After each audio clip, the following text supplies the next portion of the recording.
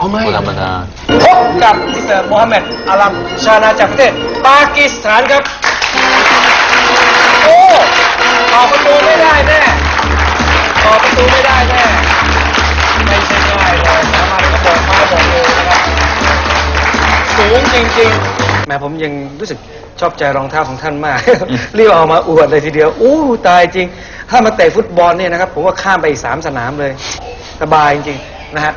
เราจะทำการวัดความสูงในปัจจุบันเนี่ยสักนิดหนึ่งนะครับไหนคุณมาวัดกันหน่อยความจริงเนี่ยหนวม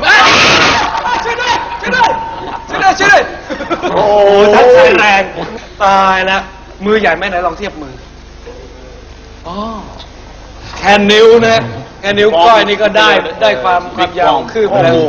Also the tallest man, but เทียบแล้วนี่ต่างกันเนี่ย The biggest palm here. palm in the world. เอาล่ะเราจะลองวัดความสูงในปัจจุบันโอเคคราวนี้คุณถั่วแรกก็จะขึ้น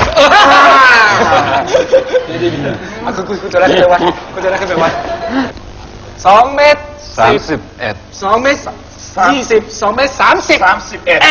แหมขอบคุณคุณตัวแรกมากชอแต่ท่านผู้ชมก็คงนึกเหมือนกับเราในห้องส่งในขณะนี้ใช่ไหมครับว่าน่าจะให้ทั้งคู่เนี่ยยืนเปรียบเทียบกันอยากเห็นไหมครับแล้วสนองตอบล่าสุด ครับเดี๋ยวจะบอกคุณกันดิ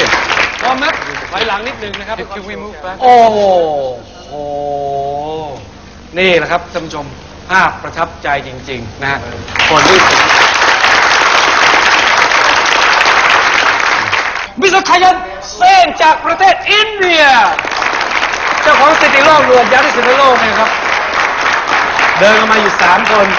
ขวา